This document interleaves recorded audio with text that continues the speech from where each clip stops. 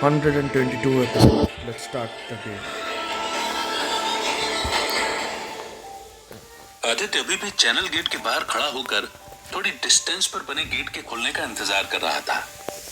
उसे पता था कि जब वो गेट खुलेगा तब उसकी खुशी का कोई ठिकाना ही नहीं रहेगा। उसने आसपास देखने की कोशिश की तो उसे दिखा कि साइड वाले गैराज में कार खड़ी हुई है और एक दो बाइक्स भी हैं। वहीं पर थोड़ी नजरें टेढ़ी करके उसे अपनी साइकिल दिखी जो ब्लैक कलर की थी। उसे एक बार फिर से पुरानी यादों ने घेर लिया और वो उसे ही देखकर स्माइल करने लगा। इससे पहले कि वो कुछ और देख पाता तभी वो लोहे वाला गेट खुला और आदित्य ने अपनी माँ को देखा जो तपेली लेकर उसकी ही तरफ आ रही थी। उसे उसकी माँ आज भी उतनी ही सुंदर दिख रही थी जैसा उसे याद था।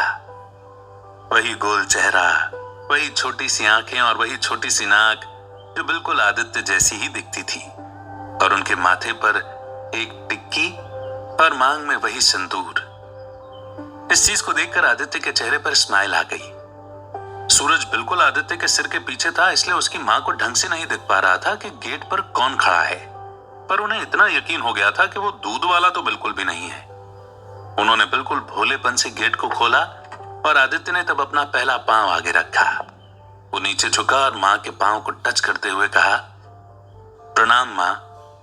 आदित्य अभी भी नीचे ही रुका हुआ था और वो बस इंतजार कर रहा था कि कब उसकी मां उसके सिर पर हाथ रखेगी। 2 सेकंड बाद ही उसे महसूस हुआ कि उसकी मां ने अपना बहुत ही कोमल हाथ उसके बालों पर रखा और वो कांप रहा था। तब आदित्य सीधा हुआ।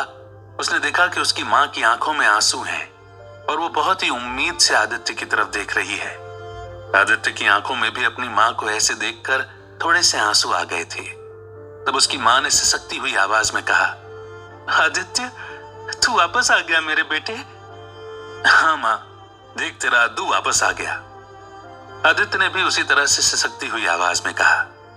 उसकी बात सुनकर ही आदित्य की मां फूट फूट कर रोने लगी और उन्होंने आदित्य को जोर से गले लगा लिया। आदित्य ने भी अपनी बाहें मां की चारों ओर कर ली और वो भी रोने लगा। उसे बहुत टाइम बाद अपनी मां से मिलने का मौका मिला था और वो 10,000 साल के सफर में कई बार अपनी मां को याद करता था। उनकी वही खुशबू और वही एहसास जो शायद कभी भी उसे मनाली या फिर कोई भी नहीं दे सकता था। वो बहुत ही इमोशनल हो गया था और तब उसकी मां ने उसके सीने पर अपना सिर टिकाकर उसी आवाज में कहा, तू अब कभी मुझसे दूर नहीं जाएगा। मैं तुझे कभी कहीं नहीं जाने दूंगी। बहुत टाइम लगा दिया तूने घर आने में बेटा, अब तू कहीं नहीं जाएगा। नहीं जाऊंगा मां, तुमसे दूर कहीं नहीं जाऊंगा। आदित्य ने भी उसी तरीके से कहा। फिर उसकी मां ने उसे छोड़ा और अपने दोनों हाथों से उसका चेहरा पकड़ा और थोड़ा झुकाकर उसके माथे पर चूमा। आदित्य को इस एहसास का मतलब बहुत देर से समझ आया था और वो और भी फूट फूट कर रोना चाहता था, लेकिन उसने अपने आप को कंट्रोल किया। फिर वो पीछे पलटा जहां पर मनाली अभी भी चैनल गेट के बाहर खड़ी थी और उन दोनों को देख रही थी। उसकी आंखों में भी हल्के आंसू आ गए थे और फिर उसने अपनी मां को मनाली की तरफ इशारा करते हुए कहा, मैं अकेला नहीं आया हूं मां, देखो तुम्हारी बहू को भी लेकर आया हूं। मनाली, यहां आओ बेटा, आदित्य की मां ने कहा और इतनी बात सुनते ही मनाली आगे आकर उनके पांव छूने लग गई। उन्होंने उसे बीच में ही रोककर गले लगा लिया और आदित्य की ही तरह उसके माथे को चूमा। फिर जब वो दोनों साइड में खड़े थे तब उसकी मां ने उनसे कहा, 1 सेकंड तुम यहीं रुकना, मैं अभी आती हूं। आदित्य की मां ने कहा और फिर वो जल्दी से तपेली लेकर अंदर की तरफ चली गई। आदित्य और मनाली बस एक स्माइल के साथ उन्हें देखने लगे। तब मनाली ने आदित्य से कहा, मां का एहसास इतना प्यारा होता है, मैं तो जैसे भूल ही गई थी। मुझे बहुत रोना आ रहा है आदित्य। रोने की कोई जरूरत नहीं है मनाली, मां के एहसास की वजह से ही तो हम यहां पर चले आए हैं। अब बस हम इनके साथ ही रहेंगे और थोड़े दिन इसी एहसास को अपनी जिंदगी में लेकर आएंगे। आदित्य की बात सुनकर मनाली स्माइल करके उनका इंतजार करने लगी। 2 मिनट बाद ही आदित्य और मनाली ने देखा कि आदित्य की मां अपने हाथ में पूजा की थाली लेकर आई। उस पर एक दीपक रखा था और कुछ कुमकुम और चावल भी रखे थे। उन्होंने उन दोनों को टीका लगाया और फिर पूजा करते हुए कहा, तुम दोनों पहली बार शादीशुदा जोड़े के रूप में घर आ रहे हो। बिना पूजा के मैं तुम्हें अंदर नहीं आने दे सकती। ये तुम्हारा अपना ही घर है, इसे कभी मत भूलना। भगवान तुम्हारी जोड़ी हमेशा सलामत रखे और तुम पर कभी कोई दुख नहीं आए। आदित्य की मां ने कहा और तभी अचानक पूजा के थाल में जल रहा दीपक बुझ गया। आदित्य और मणाली के चेहरे की स्माइल जैसे गायब हो गई। तब आदित्य की मां ने बहुत ही हड़बड़ा कर कहा, दीपक बुझना बहुत ही अशुभ होता है, ऐसा नहीं हो सकता। तुम हमेशा खुश रहो, मेरा आशीर्वाद तुम्हारे साथ है। हवा की वजह से बुझ गया होगा मां, मुझे पता है कि तुम हमारा कभी बुरा नहीं चाहोगी, आदित्य ने कहा। और फिर उसकी मां ने कहा, चलो अब अंदर चलो, यहां खड़े रहकर पूरे दिन बात नहीं करनी है। उनकी इस बात को सुनकर मृणाली और आदित्य दोनों को ही हंसी आ गई। फिर मृणाली और आदित्य की मां अंदर जाने लगे। तब आदित्य ने कहा, आप आगे चलिए, मैं सूटकेस लेकर आता हूं। आदित्य की बात सुनकर वो दोनों आगे बढ़ती रहीं और फिर वो अपने सूटकेस उठाने चला गया। वो भले ही बाहर से स्माइल कर रहा था, लेकिन उसे अंदर से पता था कि कुछ गड़बड़ होने वाली है। आदित्य की मां ने सही कहा था, अगर पूजा की थाली का दीपक बुझ जाता है तो जरूर कुछ अशुभ होता है। ये तब हुआ जब उसकी मां ने कहा कि उन पर कभी कोई दुख नहीं आएगा। इसका मतलब यही था कि आदित्य और मृणाली के ऊपर दुख कभी भी आ सकता है। और यही बात सोचकर आदित्य को हल्की सी बेचैनी महसूस होने लगी। उसने तीनों सूटकेस आराम से उठा लिए और एक बार आसपास मोहल्ले में देखा। वहां पर ज्यादा हलचल नहीं थी, लेकिन 2-3 लोग इधर उधर घूम रहे थे और कुछ गाड़ियां खड़ी थी। उसे वो सब कुछ पुरानी यादों का एहसास हुआ और वो स्माइल करके फिर अंदर चला गया। ये घर उनके गुड़गांव वाले घर से साइज में बहुत बड़ा था, लेकिन उसका घर अंदर से आज भी वैसा ही था। वही हॉल, वही पुराने सोफे और वही दीवार पर लगे हुए कुछ पोर्ट्रेट्स और फोटोज। कुछ चीजें नई भी थी, लेकिन आदित्य बस उन सारी चीजों को नॉस्टैल्जिया लेकर खुश हो रहा था। वो जाकर पहले सोफे पर बैठा और आराम से रिलैक्स करने लगा। मृणाली भी उसके पास ही बैठी थी कि तभी आदित्य वहां से खड़ा हुआ और आसपास देखने लगा। तब मृणाली ने उससे पूछा, क्या देख रहे हो? एक सेकंड, तुम्हें पता चल जाएगा, आदित्य ने कहा। और फिर वो आसपास कदम नापते हुए चलने लगा। उसने 2 कदम आगे बढ़ाए और फिर अपनी लेफ्ट वाली दीवार पर राइट हाथ रखा। फिर अपनी उंगलियों से ही कुछ नापने लगा।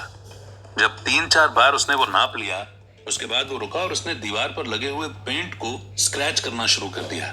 तब मृणाली ने उससे पूछा, क्या कर रहे हो आदित्य, बच्चे हो क्या? अभी तो हम घर पर आए हैं और तुमने अभी से ही शैतानी शुरू कर दी।